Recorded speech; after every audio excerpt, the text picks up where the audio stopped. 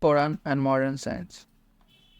In the name of Allah, the most gracious and the most merciful.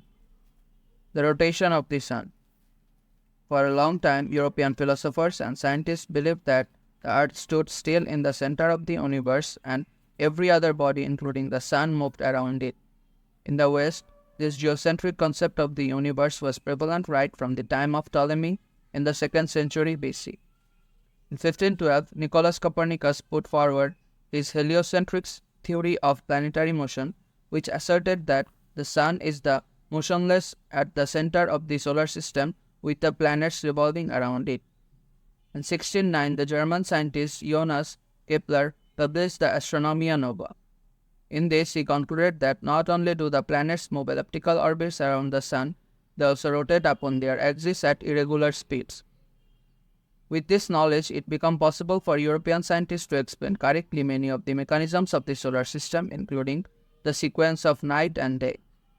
After these discoveries, it was thought that the sun was stationary and didn't rotate about its axis like the earth. I remember having studied this fallacy from geography books during my school days.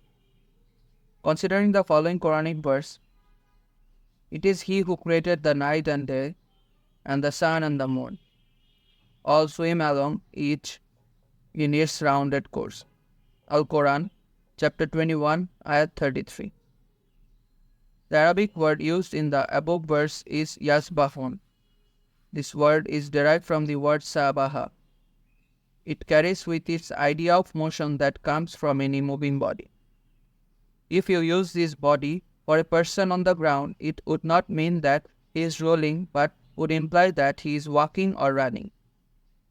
If you use this word for a person in water, it would not mean that he is floating, but would imply that he is swimming. Similarly, if you use the word yasbah for a celestial body such as the sun, it would not only mean that it is flying through the space, but would also mean that it's rotating as it goes through space. Most school textbook has also now incorporated the fact that the sun rotates about its axis. The rotation of the sun about its own axis can be proved with the help of equipment that protects the image of the sun on the top of a table so that no one can examine the image of the sun without being blinded. It is noticed that the sun has spots which completes a circular motion once every 25 days. The sun takes approximately 25 days to rotate round its axis.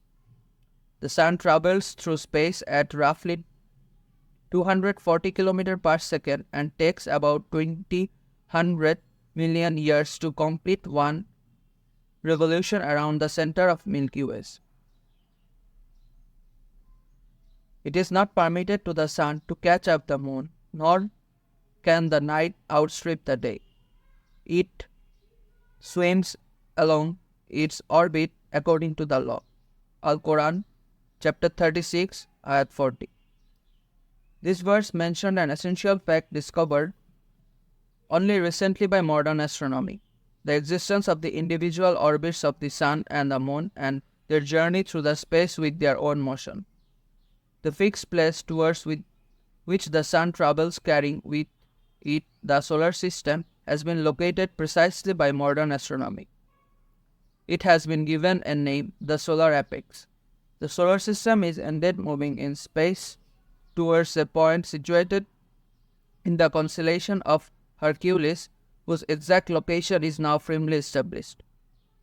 The moon rotates around its axis in the same duration that it takes to revolve around the earth. It takes approximately 29.5 days to complete one rotation. One cannot help but be amazed at the scientific accuracy of the Quranic verses. Should we not ponder over the question, what is the source of knowledge contained in the Quran?